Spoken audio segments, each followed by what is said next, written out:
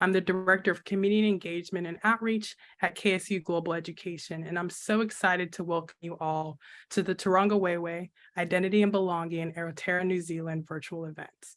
This is a part of the Year of program has been going on for the past 4 decades, where we highlight the culture, the history, the identity of a country through a series of events and programs throughout the fall and spring semester. This year is Year of New Zealand, and we're so excited to have our special guest on today to talk about the identity and belonging in the country.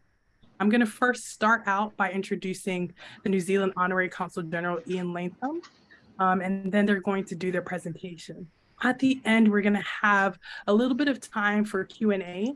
So if you have any questions, we advise you to please put it in the chat throughout the presentation. And during the Q&A portion at the end, we'll address those questions. Now I'm going to start by introducing the Honorary Consul General. Ian Latham is a New Zealander who has lived in Atlanta since 1980. He was appointed New Zealand Honorary Consul for Georgia in 1996 at the time of the Olympic Games in Atlanta. He also represents New Zealand in Alabama, Tennessee, and South Carolina. Prior to that, he worked for a global advertising agency in Australia, Italy, and the United States. Ian is a scholar and currently is completing his thesis for a master's in history through Massey University in New Zealand. Thank you, and welcome. Have all of us welcome Ian Latham. Thank you, Lola. It's wonderful to be here on this program, which I think is fabulous. And I think we're in for a treat today with Dr. Alla. The first slide, which we're going to see shortly, is a beautiful picture of Glenorchy, a region in New Zealand that was used for the filming of Lord of the Rings. And that dramatic scenery was where Lord of the Rings began. The topic for our talk today is, how did Aotearoa, New Zealand, really happen? And if we look at the first slide, we'll see that this was the beginning of a series of migrations that made New Zealand what it is today. In the 14th century, about the 1340s, Maori navigators from Polynesia discovered Aotearoa, and that discovery was followed by migration and settlement by Polynesian tribes, or iwi, as Maori call them. That was a long time ago. New Zealand was actually one of the last land masses on the planet to be discovered, and Maori did it in the 14th century. On the next slide, the next major development in New Zealand's history was in the 1800s, when white European colonists, which the Maori term for is Pākehā, came principally from Britain, from Scotland and England, and they arrived in what they called New Zealand to acquire land for settlement and agriculture. It was a process of colonization. And then on the next slide, we'll see that there's been a long tradition of migrations, also beginning in the 1800s, with Chinese miners who came to mine gold, followed by migrations from India, the Philippines, Korea, the Pacific Islands, which we call Pacifica. Next slide. The question that we'll attempt to, 3 questions. First one is, what is Aotearoa, New Zealand? Number 1. Number 2, what does it mean to be a New Zealander? And you think, well, I live in New Zealand, I'm a New Zealander. Well, it's more complicated than that and more interesting. And the third question is, I think a very important one, do I have a place here? Whoever I am, do I belong here? The next slide will show the idea behind that notion of belonging. It's called Tūrangawaewae. And on the next slide, there's a definition that Dr. Alla has provided in a text. It's Tūrangawaewae is our sacred or special places of belonging, where we belong. It's our standing place, where we will make a stand. And that idea of the standing place, the place where I belong, became a book and a program at Massey University. On the next slide, Tūrangawaewae, Identity and Belonging in Aotearoa, New Zealand, an academic exploration of what it means to be a New Zealander, a citizen and a person in Aotearoa, New Zealand today. It's a required first-year course in the humanities for humanities students at Massey University. And it's a comprehensive discussion of the themes, realities, ideas that reflect New Zealand. And it asks New Zealanders to think about who they really are. And one of the editors and authors of Tūrangawaewae, along with Te Rā Moriarty, Helen Dollery, and Richard Shaw, is our guest today, Dr. Ella Kahu. Next slide, we'll see her in the slide, and now we will see her in person. Dr. Ella, welcome to your presentation of Tūrangawaewae. Thank you very much, Ian, and thank you for that introduction. It is an absolute pleasure to be here for part of what I think is an amazing thing, the Year of New Zealand. Like, I mean, I don't know why it's taken you 4 decades to get to New Zealand, but we won't hold that against you. It's a real pleasure to be here. So thank you very much for the opportunity. Can we have the next slide, please? Ko ai aho. Ko Coniston Old Man te maunga. Ko Coniston Waters te roto. Ko Southern Cross te waka. No Ingarangi aho. Ko Joseph Smith Beatty rawa, ko Pauline Evelyn Abbott, o Kumātua, no Ingarangi rawa. Ko Tai Kahu taku hōtāne, ko Ngāti Kahu nunu tōna iwi. No Ingarangi aho, engari, ko Aotearoa, whanganui atara te kainga anaine. Ko Ella Kahu tōku ingoa. E tū whakaiti nei, tēnā koutou, tēnā koutou, tēnā koutou katoa. Haere mai ki tēnei koro, me ngā mihi nui ki ngā tangata whenua kei konei, me ngā tangata whenua o te rā whenua. Haere mai. That was a version of a traditional Māori pepeha. So Māori are, as Ian has alluded to, the Indigenous people of Aotearoa, New Zealand. And I wanted to start with that way of introducing myself. And in fact, I start all my presentations that way for a couple of reasons. One is as an acknowledgement that New Zealand is a bicultural country. And this is really, really foundational to who we are as New Zealand. It is founded on a partnership between Māori and European, and I'll come back to that in a little bit more detail. We are still multicultural, as most countries are, but our foundations, our origins are bicultural, and I wanted to acknowledge that. I also start with the pepeha is because I want to pay some kind of acknowledgement and be part of the revitalisation of Te Reo Māori, the Māori language. Māori language was pretty much wiped out in the processes of colonisation, as happened around the world. Part of colonisation was the attempt to assimilate local peoples by pushing their language, their culture to one side. And Māori language was actively discouraged. It was banned in schools and children were punished for speaking their own language.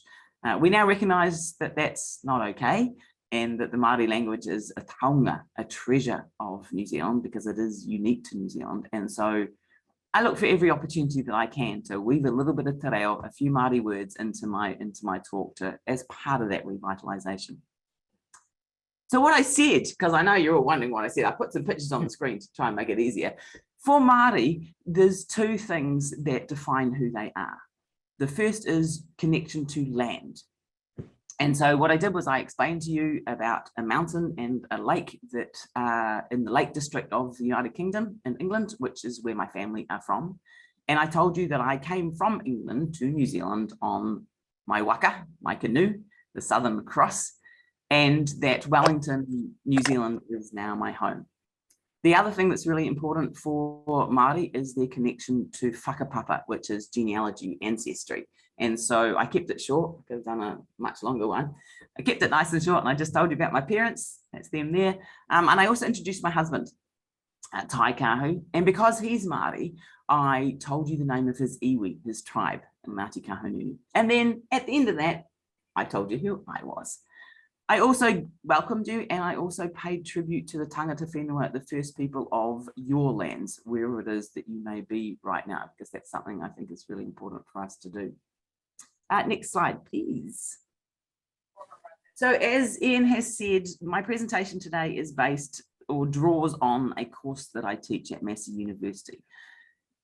The course is on citizenship. All Bachelor of Arts students, so all students who are doing anything in the humanities or social sciences, have to do this course. And in fact, they do 3 citizenship courses. The first year one, our one, is citizenship of Aotearoa, New Zealand. The second one, the second year course, is global citizenship. And then the third year course is active citizenship. And the university has done this for a couple of, I think, really important reasons. One, and probably the one that I'm a big fan of, is as an acknowledgement that a higher education, university education, isn't just about getting a job. It's not just about employability. And people who do degrees, particularly in the social sciences and the humanities, a lot of what education needs to be about is about citizenship, about who we are and how we fit into the world that we live in. I would suggest that the kinds of problems that the world is facing at the moment, we need to all get a better understanding of ourselves and a better understanding of each other. And so having all our students do this kind of course, to take the time out to reflect upon who they are and reflect upon who we collectively are, is vital, I would say, to fixing the kinds of situations that we've got facing us. Faces, voices, and stories is loosely the structure of what I'm going to talk about today. A little bit more building on what Ian started about who we are in New Zealand, who are the diverse peoples of New Zealand. Then I want to talk about how those peoples are heard, how they have their voices heard, and that's a really critical concept. And then I'm going to finish by looking at a couple of the stories, the narratives that we tell about what it means to be a New Zealander, and take a bit of a critical view of those. I think it's important to say that this is a university course, and so this is not going to be a touristy marketing ad for New Zealand. It is going to be a critical view of New Zealand. That doesn't mean a negative view of New Zealand. It means an honest critique and reflection about who we are and how we've come to where we are. So it's not the rose-colored glasses version of New Zealand. And that I want to start by just saying that doesn't mean that I don't think New Zealand is an amazing place and you should all come here, because you should. But I think that when we want to understand ourselves, we need to do it honestly. Next slide, thanks, Vivian. So this is from the textbook that sits behind the course, which I gather Kennesaw University is buying a digital version of it. So, you know, you can just go read it. You don't need to listen to me, just go read the whole book. But this idea that if we can understand our identities, other people's identities, and these concepts of belonging and citizenship and participation in society, that is absolutely fundamental to understanding people. And as I say, we need to understand each other a lot better. And so that's kind of the idea of the course. Next slide, please. So first bit, who are the people of New Zealand? We are a diverse society, as I think most societies are these days. There's even a term that's used, super diverse, these days.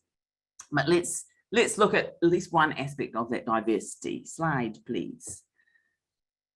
This is the 4 major ethnic groups that make up who New Zealand are today. And I'm going to go back and just unpack that history that Ian touched on a little bit more. As he said, Māori were the first people to arrive in New Zealand. About 900 years ago, they started coming and came in waves over about 100 years. That's what we think happened. They were not a singular people. The term Māori didn't exist. The word existed, but the idea of Māori as a collective didn't exist. Different tribes arrived at different times and settled around different parts of New Zealand. New Zealand consists of 2 main islands, imaginatively named the North Island and the South Island. And then there's a smaller island, Stewart Island, at the end, and other smaller islands as well. So Māori were settled all around New Zealand, each with their own area, they had a shared language, but quite strong dialectal differences between areas of New Zealand. And like all groups of people living in a piece of land, sometimes they married each other and sometimes they fought against each other. It was a really rich culture and a really knowledgeable culture. I always think about the incredible knowledge of astronomy and of tides and currents and things to be able to sail these massive seagoing canoe from Polynesia to find this little piece of land that is New Zealand. Incredible knowledge. And they had incredible knowledge of the land. They were both farmers, as in agriculturists, but also hunter and gatherers. For Māori, You don't own land. And this is an important point to make, that there was no concept of land ownership in Te Ao Māori. Te Ao Māori means the Māori world. Instead, people are kaitiaki. They are the caregivers of the land. So our role is to care for the land, not to own and use the land. And that perspective meant that Māori had a really rich understanding, not just of how to use the resources of the land, the kaimoana, the seafood and the flora of New Zealand, but actually how to look after it, how to sustain it. And what we're now realizing is that some of that Indigenous knowledge, we need to be applying it now to New Zealand to undo some of the abuse of the land and resources that has happened over the last hundreds of years since colonization happened. So Māori were living in New Zealand, in different parts of New Zealand, and then the Europeans arrived. The first European to sight New Zealand was a Dutch explorer by the name of Abel Tasman, and he is famous for naming us New Zealand, which Zealand is a province in the Netherlands. So we are, again, very imaginatively named as a new province of the Netherlands on the other side of the world. He did not see fit to stop in New Zealand. The first European to land in New Zealand was with James Cook, the British explorer. And that was the beginning of the interactions between Māori and Europeans. This was at the point where the term Māori started to be used to describe collectively the Māori people. The word Māori translates as normal. So I really like this idea that you're living in a land and everyone is like you, and then these strangers appear. So you start referring yourself, we're normal and you guys are not normal, which is not what Pākehā means, by the way. So the first interactions were relatively positive. Māori were really excited to be able to trade with these new people and learn about the new technologies that they brought with them. And the Europeans needed Māori to understand the landscape and the resources of New Zealand. The sailors were suffering from things like scurvy and needed to trade with Māori to feed their people. There was, of course, negative interactions as well, bad people doing bad things, and sometimes cultural misunderstandings, which led to some pretty bad events in those early days. Europeans did what Europeans did in those days. They sort of assumed terra nullius, that the land was just sitting there, and they moved on in through that process of colonization. A lot of the early settlers were whalers and sealers. New Zealand had a very large whale population and seal population. And the whalers and the sealers pretty much decimated those two populations in our seas. And that's a really good example of the difference between the Māori way of sustaining life and sustaining land and the European way of just coming in and taking all the resources straight away. Gold rushes was another one, another resource that brought a lot of people in. A lot of the migration in the early days was from Great Britain, from the United Kingdom. And settlers were lured to New Zealand by selling it, if you like, as a beautiful paradise, a green paradise where you could come and you could get land and you farm it and live this happy ever after life. It was sold as an equal society. At the time, Britain had a really hierarchical class system. And if you were in the bottom classes, you were in the bottom classes. There's no way to work your way up. But New Zealand was seen as this place where, like America was seen as well, as a place where the working class could go and they could become successful. So it was seen as a kind of paradise for settlers to come to. New Zealand is unique in that we have a treaty that was signed between the European settlers and the Indigenous people, Māori. Sounds like a really great thing, and there are some positive elements of it, but it's sadly not an entirely positive story. So the treaty was signed in 1840 between representatives of the British Crown and many, but by no means all, of the iwi, the tribes of Māori, particularly in the top of the North Island where the European settlement was really strong. There were two big challenges around this treaty. The first was that there were two versions of the treaty. There is an English version in the English language, and then there is a Māori version, the translation into Te Reo Māori. And tragically, or intentionally, no one knows which, these two versions of the treaty don't actually say the same thing. And when we look at them now, we can see that what the British signed is not what Māori signed. So what Māori thought that they were signing up to wasn't what they were getting. And I think that misunderstanding, will be kind and call it a misunderstanding, has been problematic right through our history. But the other bigger problem with the treaty is that for all that it was supposedly a partnership between Māori and Europeans, actually that's not how it played out, and the principles of the treaty were not lived up to. And the merry process of colonisation, where you, as I say, deprive the Indigenous people of their culture, their language and their land, continued in New Zealand much the same as it did in other countries around the world. That treaty, though, is still incredibly important to us, and now we are doing a lot of work to see what we can do to better live up to the principles of partnership that were expressed in the original Treaty of Waitangi. Through the processes of colonisation, as I say, Māori didn't own the land, but they were the only people who lived here, and land was taken from them by all sorts of different means, by unethical trade, by confiscation of land, by passing legislation that made it not possible for Māori to own land, and sometimes just by giving land to the settlers as they arrived. In the 1800s, there was a Māori uprising, if you like, against what was happening. This was referred to, when I was a child, it was called the Maori Wars. We now are a little bit more forward thinking, and we now call it the New Zealand Wars, recognizing that this was in many ways our civil war. And it's a bit of our history that we don't talk about an awful lot, and we haven't talked about an awful lot. There's a lot of our history that we don't talk about, and I think that's true of every country. So over a period of, I'm not going to get into a lot of detail, but 3 or 4 years, varying tribes around, particularly the North Island, fought against the British to try and stop this loss of their land. Eventually, the British won. It was a long, hard-fought battle on both sides with a lot of loss. And the consequences of that one of the consequences of that was that the British government took yet more land from Māori as punishment for daring to uprise against. So the net outcome was even worse. While all this is happening, of course, Māori and Europeans are trading happily, intermarrying. So it's not like they were two separate peoples. They were gradually developing to the kind of country that we are today.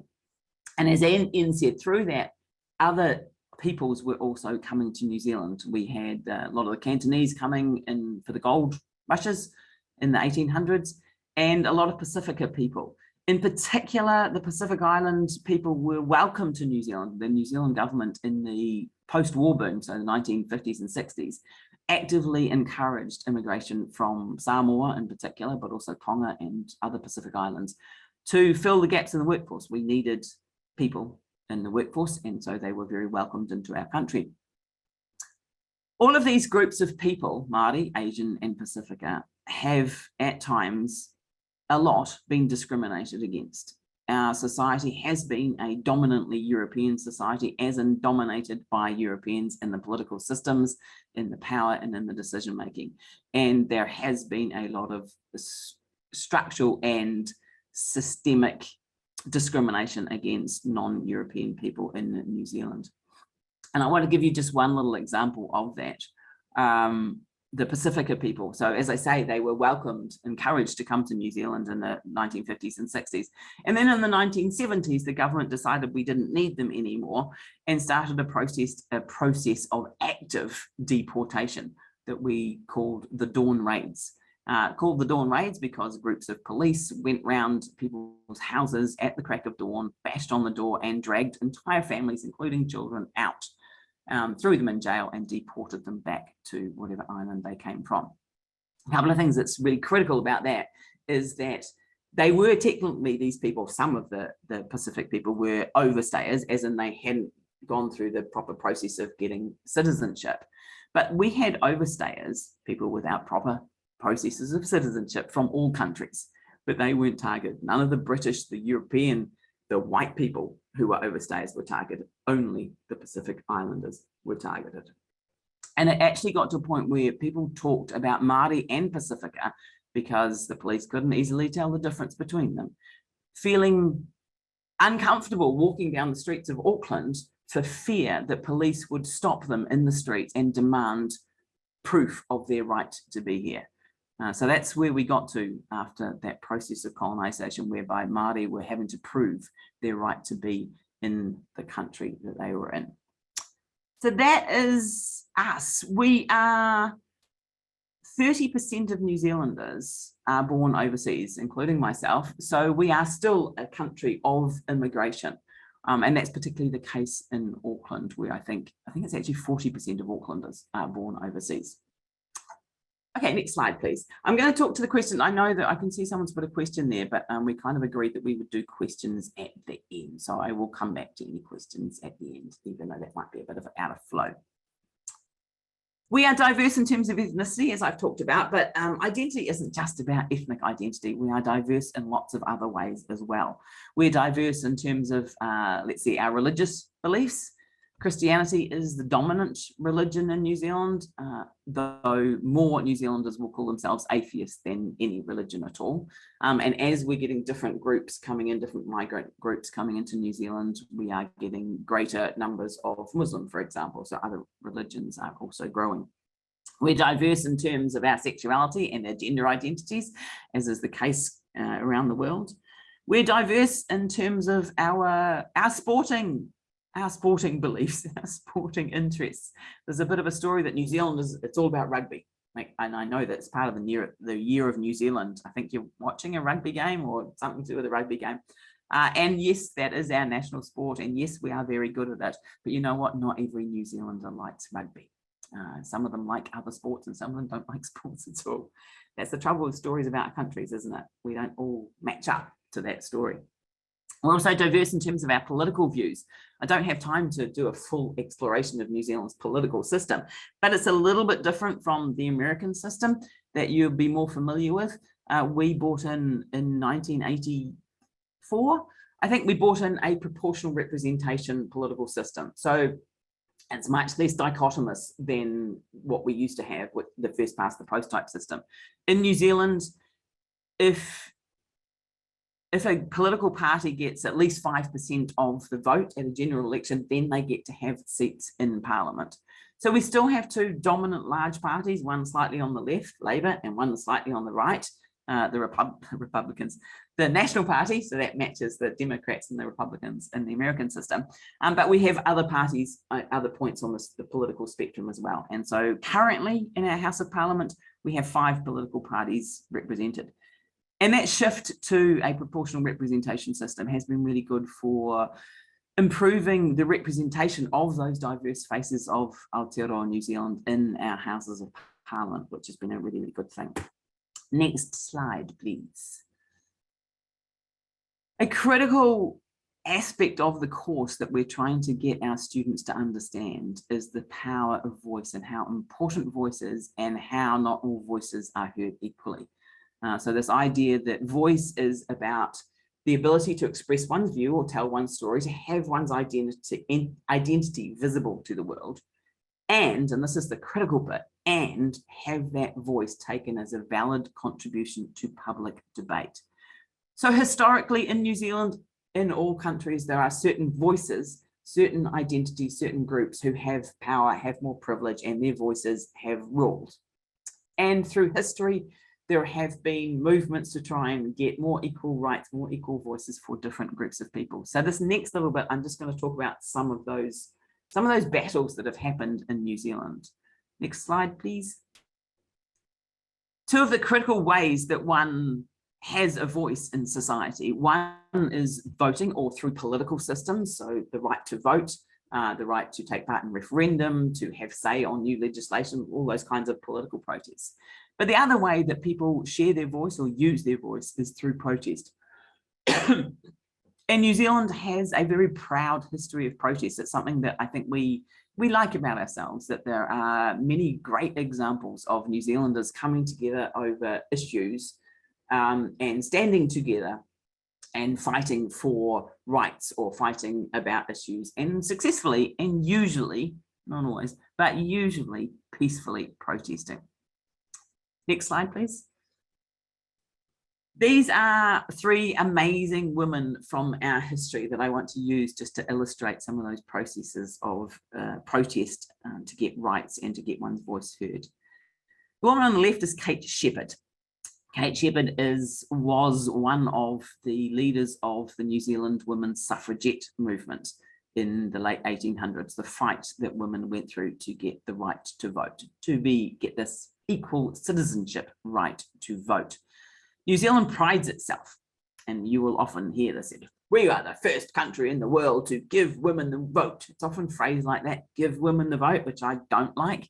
I try to say we are the first country in the world where women successfully fought to win the right to vote. It wasn't given to us, we fought for it and we achieved it. But it's that idea that women got the right to vote in 1893 hides another little bit of a story, and that is the fact that it wasn't until 1919, so over 20 years later, that women won the right to stand for Parliament, to actually be represented in the Houses of Parliament. So the Parliament was still entirely male at that point and almost entirely European, and I'll get to that. And then it wasn't until 1933 that the first woman successfully stood for and was elected to our Parliament. So our first female member of Parliament was in 1933. 70-something years later, not very good maths, 80-something years later, our Parliament is almost the 2020 election. We're the closest we've ever got to a 50-50 representation of gender in our Parliament. 58 of our 120 MPs now are women. And 25 of our 120 MPs are Māori. Alongside women having the fight to get equal rights to vote and to be represented in Parliament, Māori were having the same fights. We have an interesting system that I don't even know what year it happened. Māori seats were created in our Parliament, and originally Māori voted just for the Māori seats, so there were just 4 Māori seats and Māori voted over there. They didn't vote for the majority of the seats. That was for the Europeans. So there was always this kind of dual system.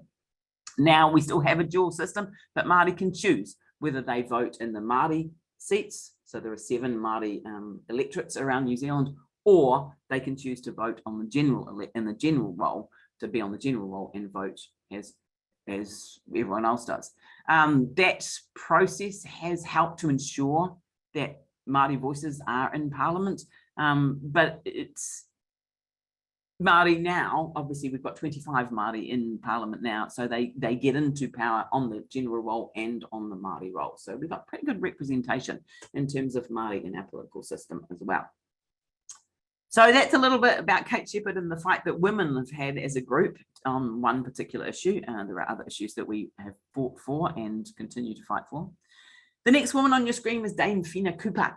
She was an incredible woman who, at the age of 80 in 1975, led what is now called the Land March, the Great Hikoi.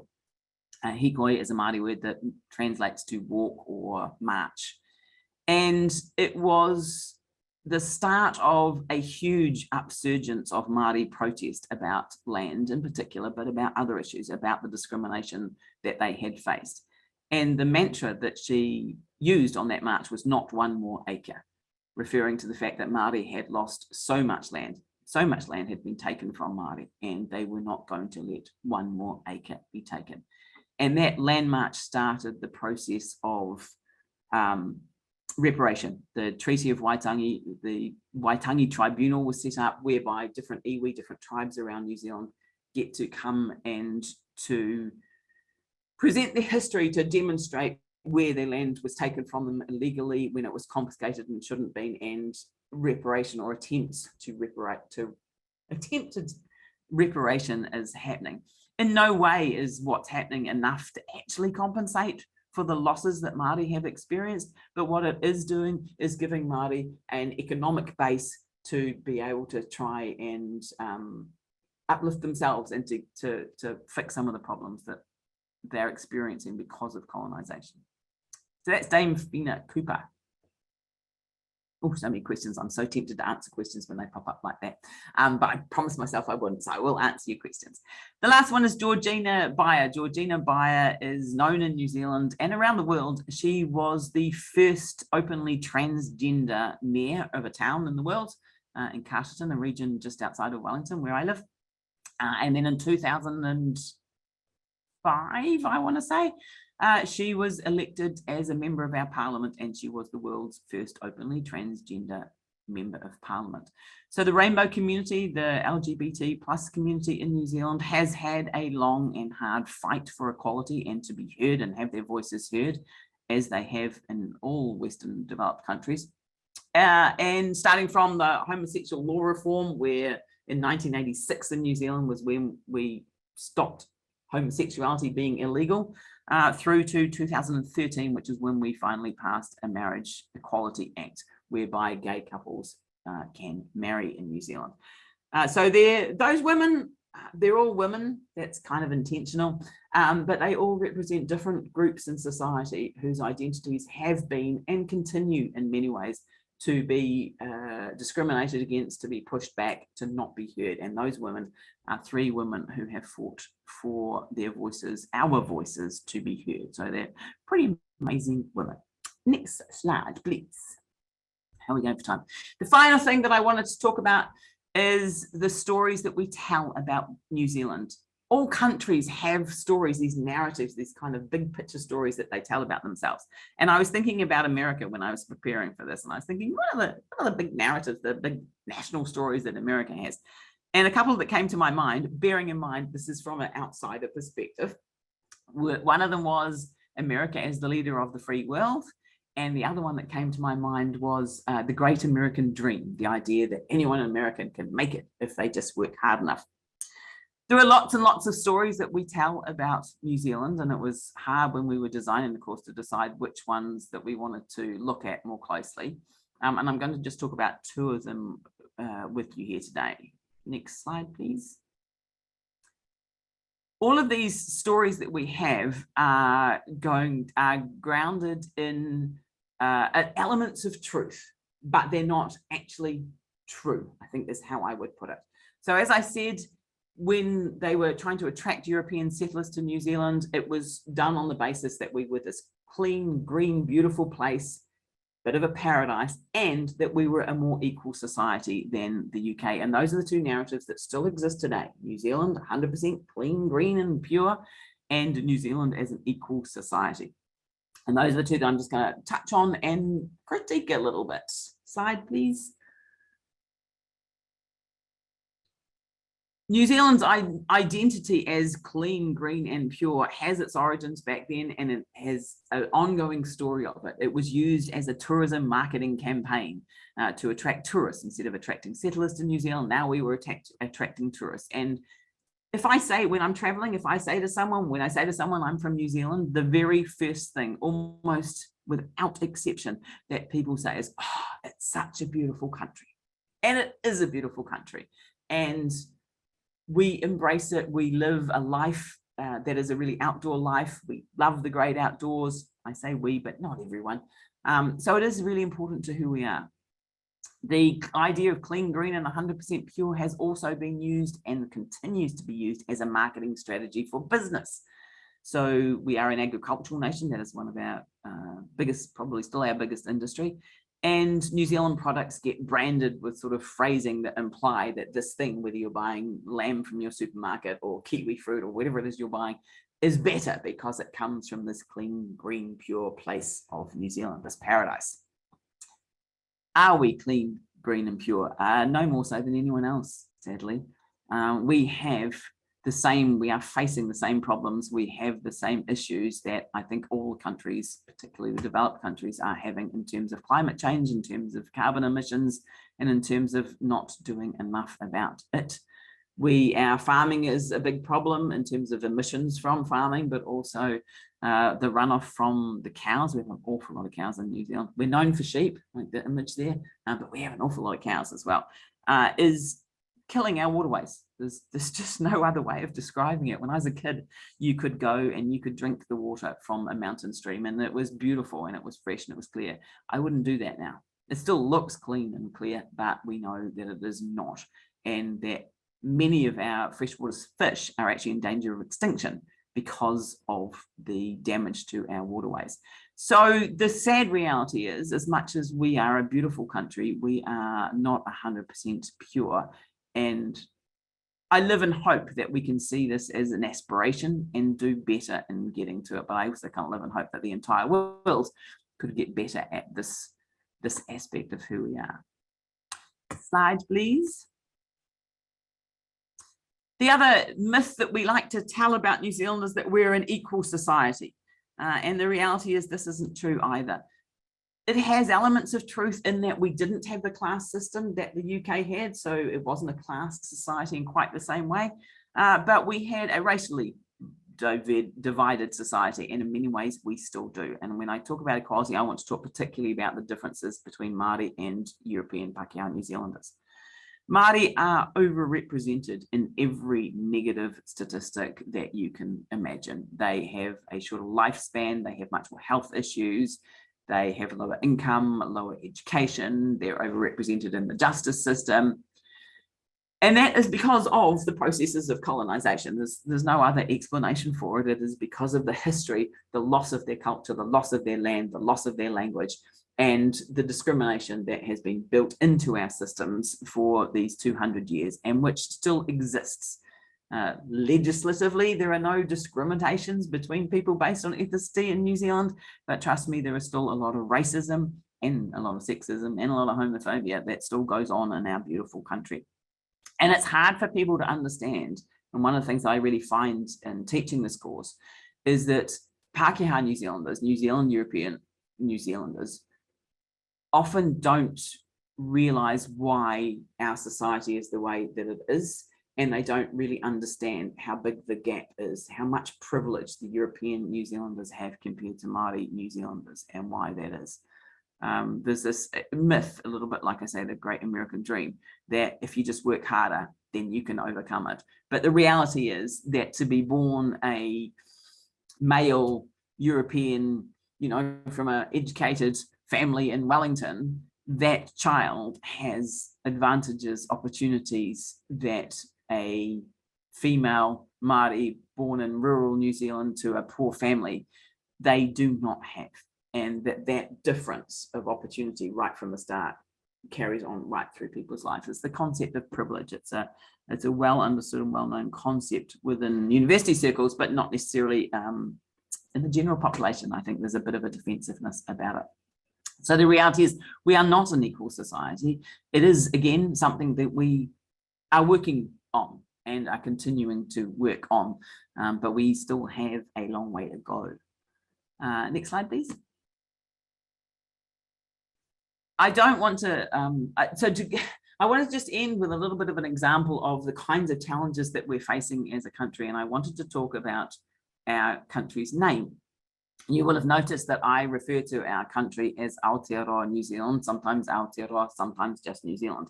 Legally speaking, our country's name is New Zealand, that new province of the Netherlands.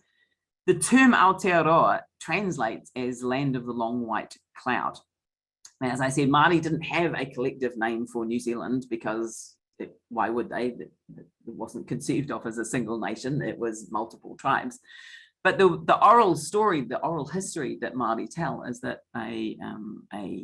one of the Māori women chiefs on one of the early boats, the early canoes to come to New Zealand, when they sighted the land in the distance, it was covered in cloud.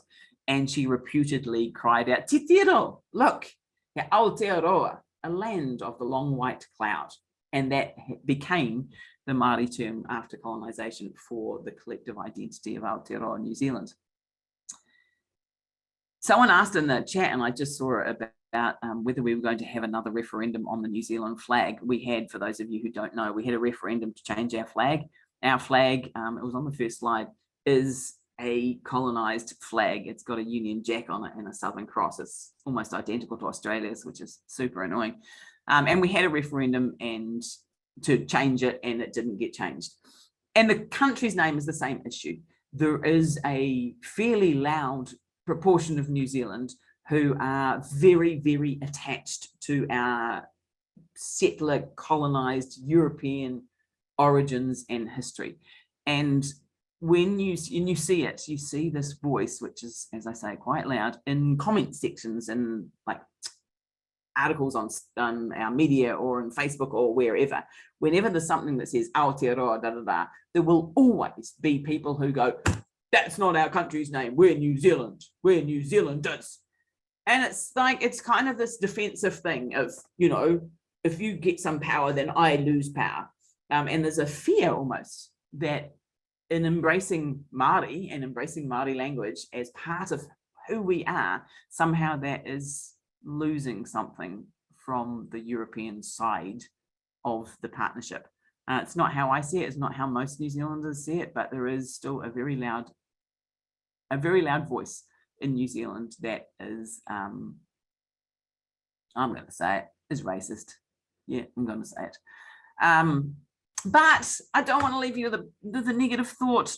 New Zealand is an amazing place. You should absolutely come here. We're a fabulous people. I think that we are dealing with our history. We are doing what we can to rectify past wrongs and to progress in positive ways.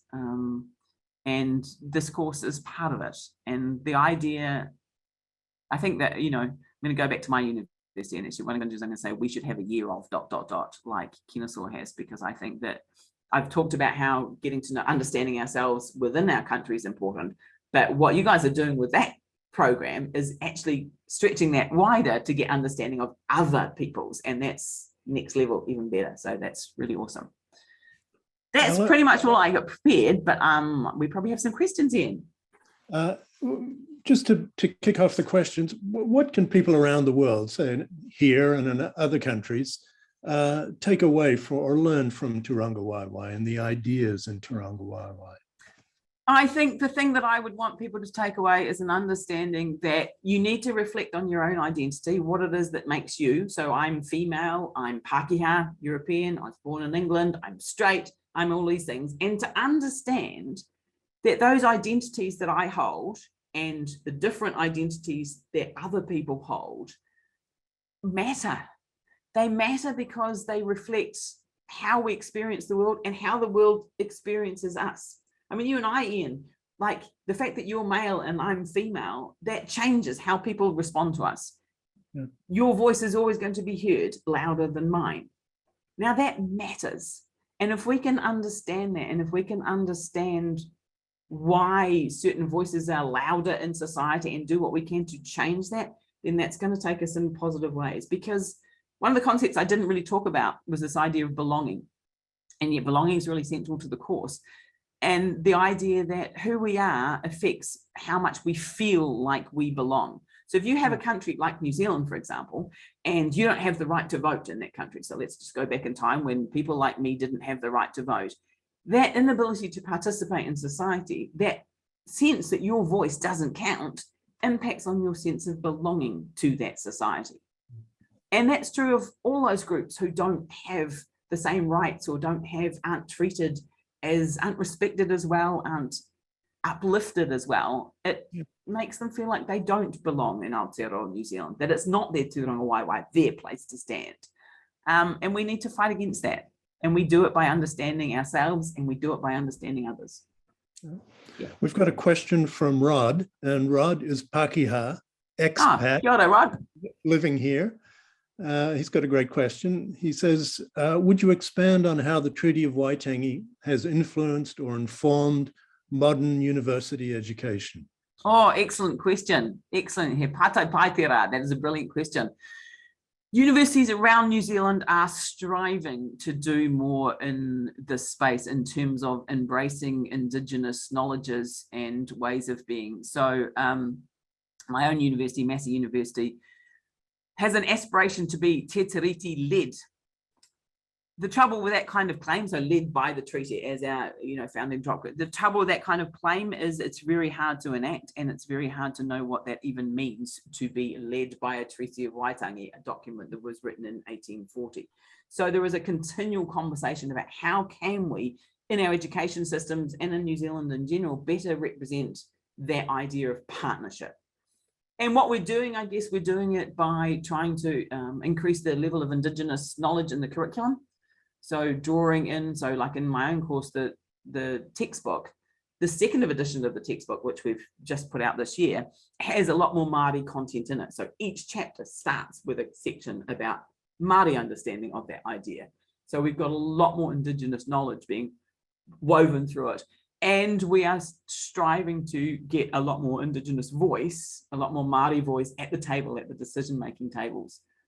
It's challenging because that requires Māori to have the levels of education and knowledge to be able to do that, but because of the histories, they don't. So yeah, it's a really good question, and I think it's something that all the universities are grappling with.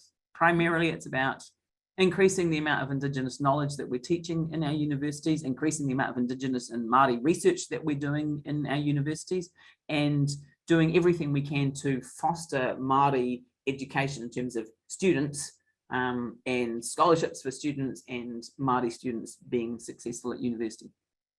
Ginny's got a question that's really a good follow-on, and she asks, is the Maori language commonly taught at school? Ha! Excellent question, and one, you know, get me on my little hobby horse there on that one, won't you? I said at the start that Māori language was punished back in time. No, it is not compulsorily taught in schools. We have some bicultural schools. We have some te reo Māori schools, so they're full immersion Māori schools where you can send your child and their entire education is in Māori. That's something that Māori have set up. And that's an amazing initiative. But in terms of in mainstream schools, some schools offer Māori as a subject, most don't. There is an ongoing debate. It's like our flag debate, and it's like our name of our country debate, that there is a lot of people who think that Māori should be compulsory taught in schools because it is the native language, the first language of our country. And then there is that loud minority, not a small minority, who fight against it because what's the point? No one speaks Maori anywhere other than here. It's just a dying language. We need to be doing maths or Mandarin. Yeah. So no, sadly, it's not. But there are a lot more people, you know, if you go and look at the stats, the number of people who speak Māori is increasing all the time. There's lots of adult opportunities to learn Māori, and you're hearing it now. There's been a great increase lately on our radio and on our television of Māori language just being like I did at the beginning, just woven through. Again, some people hate that, lots of us love it. Shianti asked a question about anthropology or ethnic origin. Are Samoans closely related to New Zealanders, or they share ancestors? Yeah, that's a really interesting question as well. It's well outside my area of expertise, but you know, I'll answer it anyway.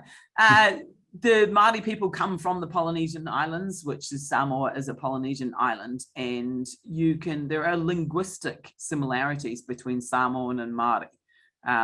So Samoan is in Samoan, the letter L is really common. In Māori, the letter R is very common, but it's a very soft R. And there are words that are almost the same word, and I'm not even going to be able to think of an example now because my mind's gone blank. So you can see the linguistic difference, similarities between the two cultures. But at the same time, their dance culture, their arts are really, really quite different to ours. Things about their family values and cultures are similar to Māori, some are different. So yeah, related, absolutely. They're both Polynesian races, Polynesian ethnicities and Polynesian cultures. So related, but not the same. One last question. You alluded to it a little bit earlier, but the idea of a program like Year of New Zealand, Year of Greece, what's the importance of these programs in the context of just us as people? Yeah, I'm a big believer in, as I've said, understanding people is important. And I think countries can become really insular, and I'm going to step outside of, I'm sorry, but I think that's particularly true of America because of the size of America alone. I think it's really easy to look inward. Whereas when you're a little tiny island nation like New Zealand, always trying to fight to be heard on the world stage, we're the little people, we're the not heard. You guys are the big people who are always heard. So we're the ones always fighting. And I think that the more that every country can do that kind of thing, where we actually take a moment and go, well, what is life like for you? Yeah. What is it like to be American? What is it like to be Greek? then that's the kind of understanding that if we all had that, then countries wouldn't invade each other and we would have a much greater chance of working together. Problems now aren't within national borders. National borders are just artificial things that people have drawn around bits of land. Yeah. Problems of climate change, problems of poverty, problems of refugees, those kinds of problems. These are global issues. And the only way to solve a global problem is if we all work together. And it's a heck of a lot easier to work together if you understand each other. Yeah, that's fabulous, Ella. Thank you very much. I just should point out to everybody that Ella's not in New Zealand at the moment. She's in Australia, our nearest neighbor, on a sabbatical walkabout that's called, where you learn about a country by going there and being there. And she's coming to us, I think, from Western Australia today. No, I am in Western Australia, but currently I'm flown over to the east coast of Australia, just north of Brisbane, because I'm at a conference here. So I've got a presentation to do shortly. So I'm kind of between time zones and countries and everything at the moment, which is the beauty of technology. You can do that, right? Yeah. Thank you so much for preparing and sharing these ideas with us. I'm a Massey student, and I did the course, and it changed my life. I grew up in an era when, white Europeans had all those thoughts and ideas, and we've had to unlearn them. And some people are still unlearning. But that's a nice way of putting it. I like that, unlearning. I think that's kind of what some of this course is about, is helping people unlearn. Yeah. Well, that's a beautiful note to end it on. Lola and Vivian, we'll hand it back to you. Thanks, Ian. Thank you, Ella. And thank you for the great questions, people. There's other ones that I really want to answer, but I know we've run out of time. My email address is around in the world. I'm really easy to find. I've got a very unique name. So if you need to get in touch with me, just do so. And there's also some links which can be shared to New Zealand history, to the Encyclopedia of New Zealand, for those of you who are statistical, to the statistical database in New Zealand, and the book Tūrangawaewae will be available soon through the Kennesaw Library. Thank you again. Thank you once again, everyone, for attending. I just launched a brief poll. If you could take a minute or so to fill that out. These polls help us get a better understanding of your experience. This lecture was recorded and will be emailed to you once sometime this week. If you have any additional questions, you could always reach out to us at global.engagement@kennesaw.edu. And thank you again all for attending.